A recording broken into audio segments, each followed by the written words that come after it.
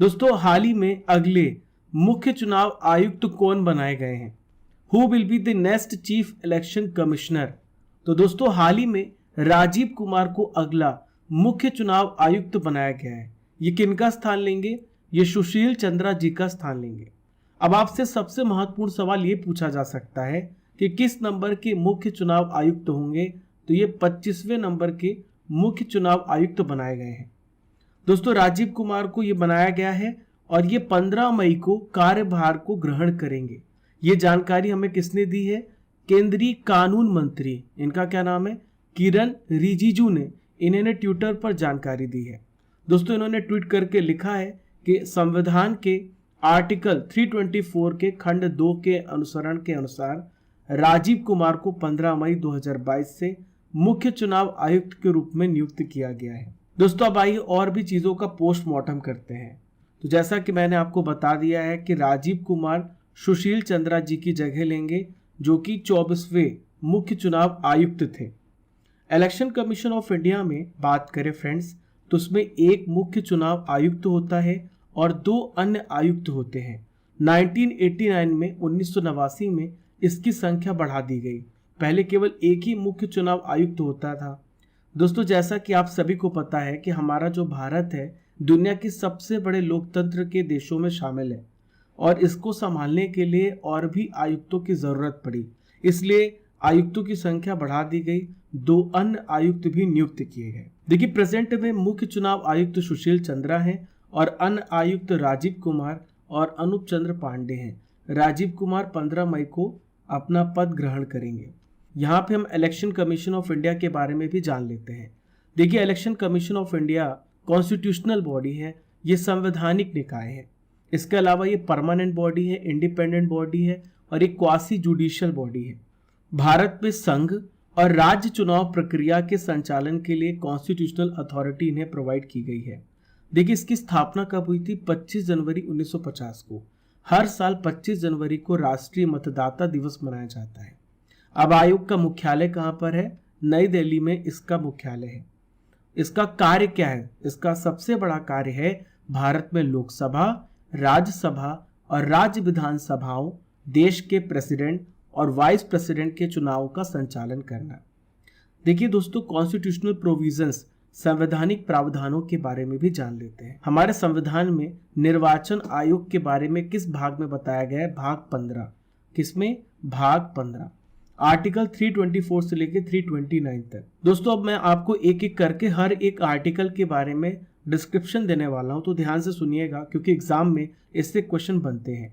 तो 324 में क्या लिखा हुआ है? निर्वाचन आयोग में चुनाव के संदर्भ में निहित दायित्व, अधीक्षण, निर्देशन और नियंत्रण। ठीक है, अब 325 में देख लेते हैं। तो 325 में ये कहा गया है कि धर्म के आधार पर, जाति के आधार पर या फिर लिंग के आधार पर हम किसी भी व्यक्ति विशेष को मतदाता सूची में शामिल ना करने और इनके आधार पर मतदान के लिए आयोग नहीं ठहरा सकते। देखिए 326 के बारे में क्या बताया गया, इंपॉर्टेंट है दोस्तों।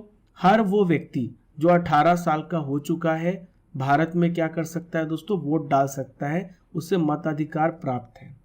देखिए पहले एज 21 वर्ष थी, लेकिन हमारे संविधान में 61वां अमेंडमेंट हुआ, 61वां अमेंडमेंट हुआ और उस अमेंडमेंट के तहत हमारी जो उम्र है 21 से घटाकर 18 कर दी गई वोटिंग राइट्स की। अगला महत्वपूर्ण आर्टिकल है 327। इसमें क्या बताया गया है? जो भी चुनाव से संबंधित प्रावधान होंगे, उससे रिलेटेड मैटर होंगे या फिर कानून होंगे, तो संसद में कानून बनाने की शक्ति प्राप्त है। अगला आर्टिकल है 328। किसी भी राज्य की विधानमंडल को उनके चुनाव के लिए लॉ बनाने की शक्ति प्राप्त है 328, और 327 में सेंटर को इस शक्ति प्राप्त है। यही अंतर है, 327 में हम सेंटर की बात करेंगे और 328 में हम राज्य की बात करेंगे। देखिए 329 में क्या लिखा हुआ है? जो भी निर्वाचन से रिलेटेड मामले होंगे, जो भी मैटर होंगे, उसमें न्यायालय हस्तक्षेप नहीं कर सकता। देखिए सेकंड इंपॉर्टेंट बुलेट वाला प्रश्न आपके सामने रहा, ध्यान से सुनना है। हाल ही में अंतर्राष्ट्रीय नर्स दिवस कब मनाया गया? When was international nurses day celebrated? तो अंतर्राष्ट्रीय नर्स दिवस मनाया जाता है हर साल 12 मई को। कब मनाया जाता है? 12 मई को। अब सवाल ये उठता है कि नर्स दिवस किसकी याद में मनाया जाता है फ्रेंड्स? तो ये मनाया जाता है फ्लोरेंस नाइटिंगेल की जयंती पर। दोस्तों इन्हें मॉडर्न नर्सिंग की संस्थापक भी माना जाता है। अब आइए जानते हैं इन्होंने क्या ऐसा योगदान दिया था कि इनकी याद पर नर्स दिवस मनाने लगे। तो दोस्तों इंटरनेशनल काउंसिल ऑफ नर्सेज ने डिसीजन लिया था 1974 में कि 12 मई को हर साल अंतर्राष्ट्रीय नर्स दिवस मनाया जाएगा। देखिए थीम याद रखना है, nurse a voice to lead, invest in nursing and respect rights to secure global health. दोस्तों अब यहाँ पर हम बात करेंगे फ्लोरेंस नाइटिंगेल के बारे में। देखिए इनका जन्म कहाँ पर हुआ, इनका जन्म इटली में हुआ। 1851 में वो कहाँ चली गई, जर्मनी चली गई, और 1853 में इन्होंने लंदन में महिलाओं के लिए अस्पताल खोला। दोस्तों 1853 में एक युद्ध चल रहा था और इस युद्ध का नाम है क्रीमिया का युद्ध। क्रीमिया का युद्ध शुरू हुआ और ये युद्ध 1855 तक चला। इसमें कौन कौन शामिल था, कौन कौन से देश थे? फ्रांस, ब्रिटेन, सर्डिनिया, टर्की और दूसरी तरफ रूस था। तो फ्लोरेंस 38 नर्सों के साथ तुर्की के एक मिलिट्री अस्पताल में सैनिकों की सेवा करती थी। वो अपनी सर्विसेज प्रोवाइड करती थी। हाथ में ये लालटेन आप देख पा रहे हैं ना, हाथ में लालटेन लेकर मरीजों को देखने आती थी। इसी कारण इन्हें लेडी विथ लैम्प भी कहने लगे। देखिए फ्रेंड्स, हमने यहाँ पे दिवस की बात की है, तो बहुत सारे प्रश्न दिवसों से संबंधित पूछ लिए जाते हैं, तो ध्यान रखिएगा हर एक पॉइंट को। देखिए मैंने आपको ये भी बताया था मई महीने में अब तक मनाए गए प्रमुख दिवसों में सबसे पहले मैंने आपको बताया था 1 मई को इंटरनेशनल लेबर डे मनाया जाता है। दोस्तों 1 मई को मैंने आपको एक और घटना के बारे में बताया था, गुजरात और महाराष्ट्र राज्य का गठन हुआ। ठीक है, देखिए नेक्स्ट बात करेंगे फ्रेंड्स 3 मई को। तो 3 मई को विश्व अस्थमा दिवस मनाया जाता है। मई का जो भी पहला मंगलवार होगा उस दिन विश्व अस्थमा दिवस मनाया जाता है।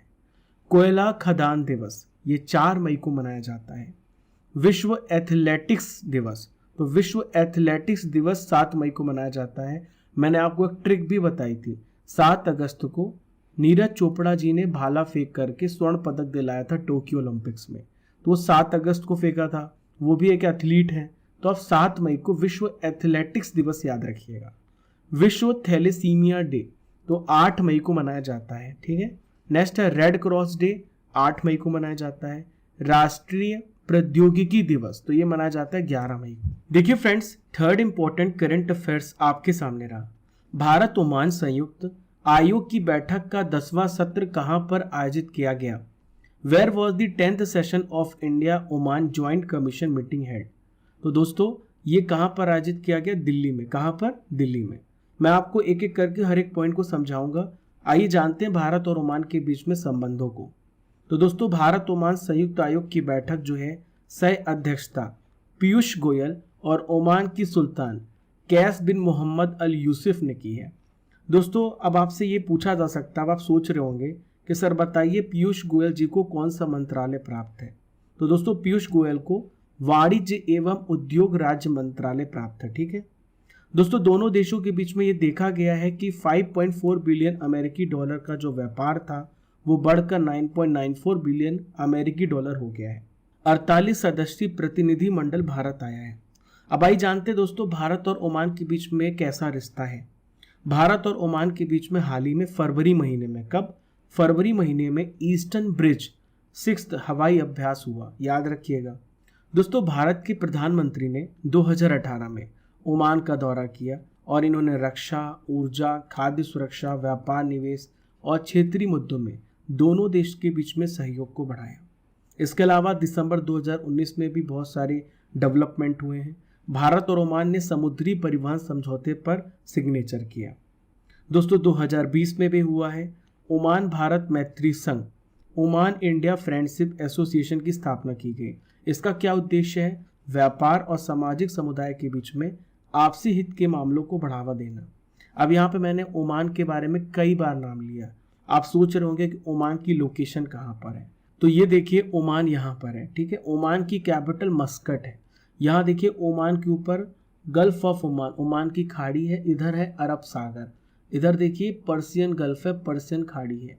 ये है सऊदी अरबिया, इससे लगा हुआ यमन, और ये है यूएई। दोस्तों भारत और ओमान के बीच में कौन से सैन्य अभ्यास होते हैं? तो यह देखिए आप, अल नगा सैन्य अभ्यास, नसीम अल बह नौसेना अभ्यास और ईस्टर्न ब्रिज वायुसेना अभ्यास। देखिए सैन्य अभ्यास की बात करें तो अल नागाह, और दूसरा नौसेना अभ्यास क्या है, नसीम अल, और ईस्टर्न ब्रिज जो है वायुसेना अभ्यास है। देखिए अगला बेहतरीन प्रश्न आपके सामने रहा, एशियाई चुनाव प्राधिकरण संघ के नए अध्यक्ष के रूप में हाल ही में किसे चुना गया है? तो दोस्तों गर्व कीजिए, भारत को चुना गया है एशियाई चुनाव प्राधिकरण संघ में। ये कहाँ पर हुआ है?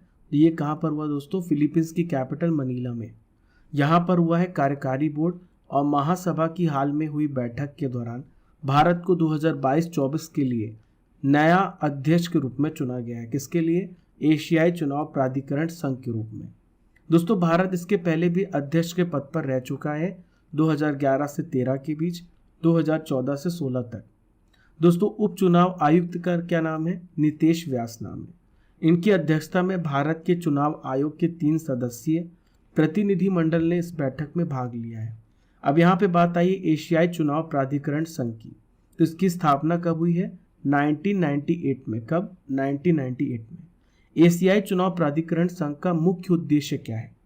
चुनाव अधिकारियों के बीच में अनुभव और बेस्ट प्रैक्टिसेस को साझा करना और एक फोरम बनाना, ताकि खुला और पारदर्शी चुनाव को बढ़ावा मिल सके, मदद मिल सके।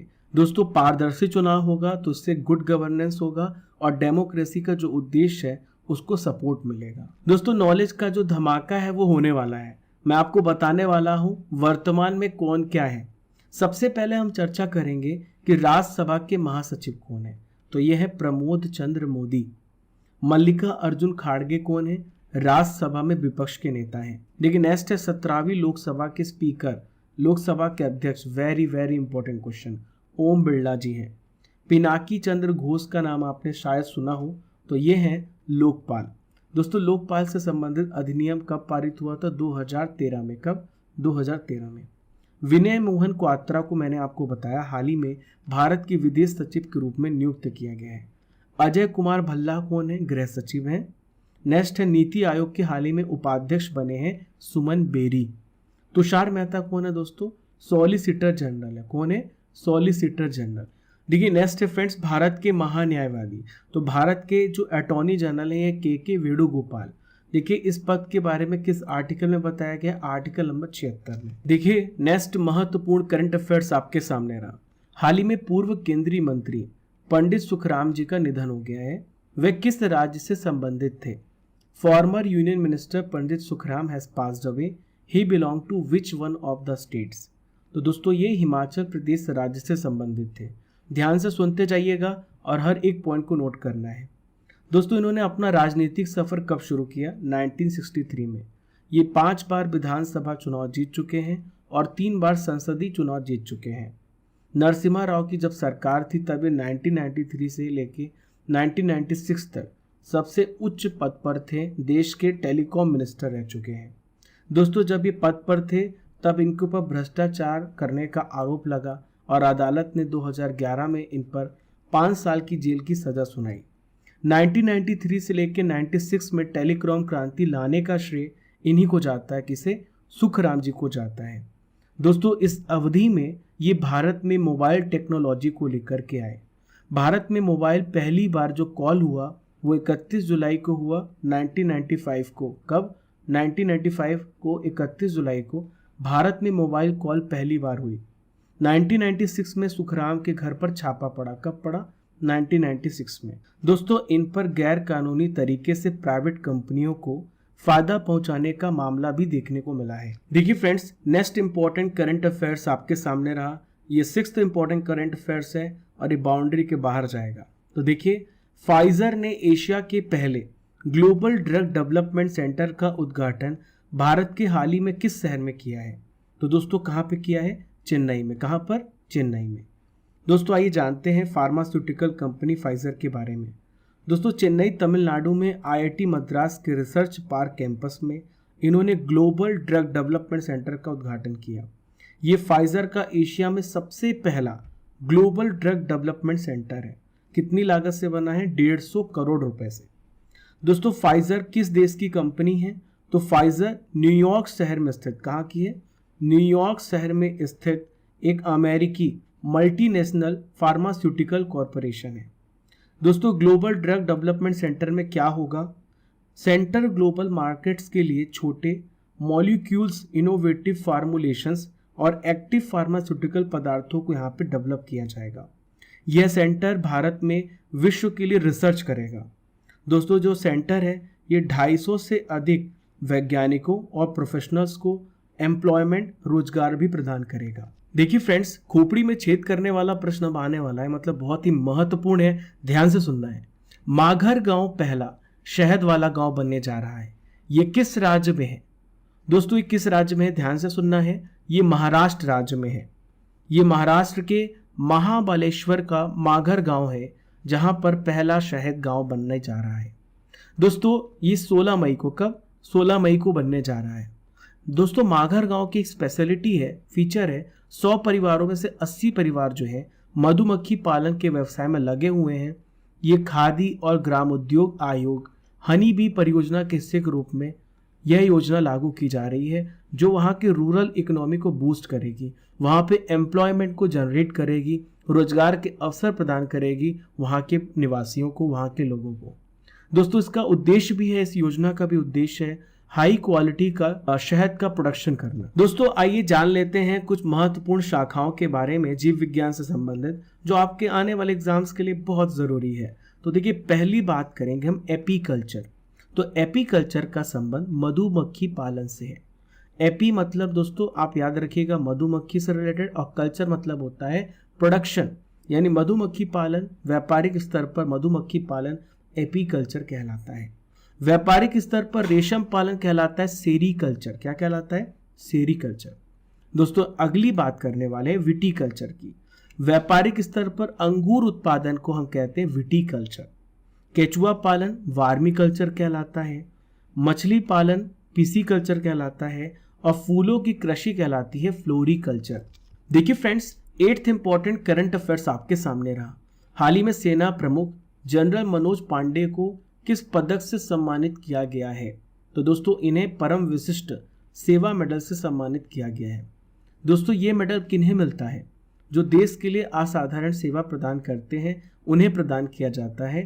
राष्ट्रपति रामनाथ कोविंद ने इन्हें परम विशिष्ट सेवा पदक दिया है। दोस्तों राष्ट्रपति ने 14 परम विशिष्ट सेवा पदक, 4 उत्तम युद्ध सेवा पदक और 24 अति विशिष्ट सेवा पदक भी प्रदान किए हैं। राष्ट्रपति ने इसके अलावा बात करें, देखिए ध्यान से सुनिएगा, मरणोपरांत 6 सहित 13 शौर्य चक्र भी प्रदान किए हैं। दोस्तों परम विशिष्ट सेवा पदक जो है भारत के राष्ट्रपति के द्वारा 26 जनवरी 1960 को सशस्त्र बलों के कर्मियों द्वारा प्रदान की गई विशिष्ट सेवा को मान्यता देने के लिए स्थापित किया गया था। देखिए friends, 9th important current affairs आपके सामने रहा। रॉयल गोल्ड मेडल 2022 से हाल ही में किसे सम्मानित किया गया है? Who has been awarded as the royal gold medal 2022? तो दोस्तों हाल ही में बालकृष्ण दोषी जी को इस सम्मान से सम्मानित किया गया है। कौन है बालकृष्ण दोषी? मैं आपको समझाता हूं। तो दोस्तों ये है आर्किटेक्चर। ये कौन है? भारत के प्रसिद्ध वास्तुकार हैं बालकृष्ण दोषी। रॉयल गोल्ड मेडल और प्रिटिजर आर्किटेक्चर पुरस्कार दोनों जीतने वाले एकमात्र इंडियन हैं। दोस्तों royal institute of British architects Rewa के अध्यक्ष का क्या नाम है? साइमन ऑलफोर्ड। इन्होंने अहमदाबाद में बालकृष्ण दोषी को यह पुरस्कार प्रदान किया है। दोस्तों रॉयल गोल्ड मेडल की बात आ रही है तो मैं आपको बताता हूं ये किस क्षेत्र में दिया जाता है। जैसा कि आप समझ गए होंगे, ये वास्तुकला आर्किटेक्चर के क्षेत्र में दिया जाता है और ये विश्व का सबसे सर्वोच्च पुरस्कार है वास्तुकला के क्षेत्र में। ये रीवा के द्वारा दिया जाता है, royal institute of British architects के द्वारा। पहली बार कब मिला? 1848 में चार्ल्स रॉबर्ट कॉकरेल को प्रदान किया गया। दोस्तों आज का आखिरी धमाकेदार प्रश्न आपके सामने रहा।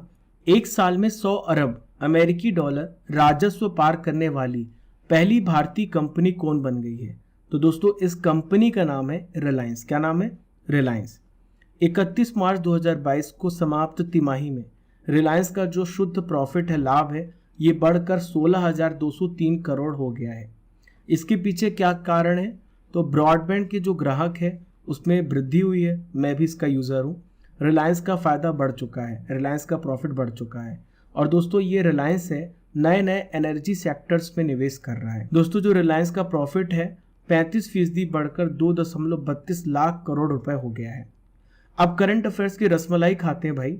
करंट अफेयर्स की रसमलाई यानी 2021 के महत्वपूर्ण करंट अफेयर्स को हम आपसे डिस्कस करेंगे। तो पहला प्रश्न है, राष्ट्रीय बाघ संरक्षण प्राधिकरण के अनुसार 2021 में भारत में कितने बाघों की मौत हुई? 126। दोस्तों भारत का टाइगर स्टेट कौन सा है? एमपी। हाल ही में रेलवे बोर्ड का नया अध्यक्ष और सीईओ किसे नियुक्त किया गया है? तो यह है विनय कुमार त्रिपाठी।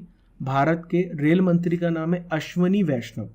अगला प्रश्न है, हाल ही में किस राज्य सरकार ने महिलाओं के लिए अपनी नई नीति 2021 का ड्राफ्ट अनावरण किया है? तो दोस्तों यह है तमिलनाडु। नवीन और नवीकरणीय ऊर्जा मंत्रालय के अनुसार भारत के हरित ऊर्जा उद्योग ने 2014 से जून 2021 तक कितने अरब डॉलर का एफडीआई प्राप्त किया है? 27 बिलियन डॉलर का। हाल ही में किस देश ने अल्पसंख्यक समुदाय के मंदिरों की देखभाल के लिए हिंदू नेताओं के पहले निकाय की स्थापना की है?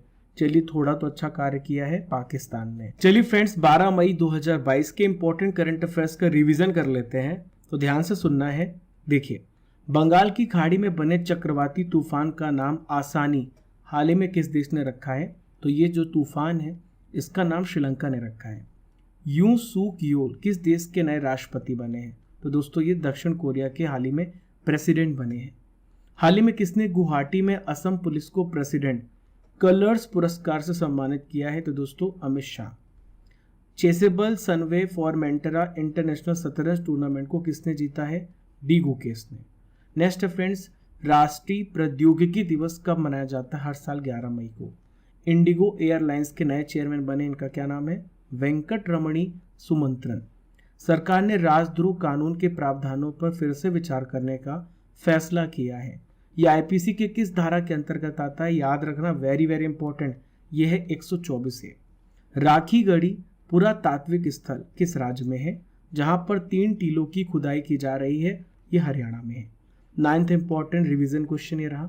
केंद्रीय गृह मंत्री अमित शाह के अनुसार भारत की पहली डिजिटल जनगणना कब तक पूरी हो जाएगी? तो दोस्तों 2024 तक। विश्व थैलेसीमिया दिवस कब मनाया जाता है? तो दोस्तों 8 मई को। किसी स्टूडेंट ने कमेंट किया था कि मैंने उसे बोला है कि आरबीसी का जो जीवन काल है वो 20 दिन का होता है। नहीं दोस्तों, आप ध्यान से सुनिएगा, मैंने ये कहा था कि जो इनका जीवन काल होता है औसतन 100 से 120 दिन का होता है, लेकिन जब किसी व्यक्ति को थैलेसीमिया डिसीज हो जाती है, आरबीसी की जो लाइफ होती है वो घट जाती है, 20 डेज हो जाती है। मैं आपसे क्वेश्चन करूंगा जिसका आंसर आपको कमेंट